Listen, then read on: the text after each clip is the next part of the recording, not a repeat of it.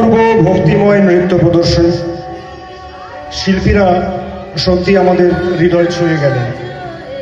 পরপর সারি দিয়ে সবাই কবিগুরুকে পুষ্পাঞ্জলি নিবেদন করে মঞ্চ থেকে নেমে যাচ্ছে। এবার আমরা প্রদীপ প্রজ্বলনের মাধ্যমে অনুষ্ঠানের শুভারম্ভ করব। প্রদীপ প্রজ্বলন করবেন মাননীয় অতিথিবৃন্দ করুণা সিন্ধু চ্যাটার্জি, প্রসেনজিৎ ভট্টাচার্য এবং জয়শ্রী ভট্টাচার্য মহাশয়। তাদের মঞ্চে আহ্বান জানান।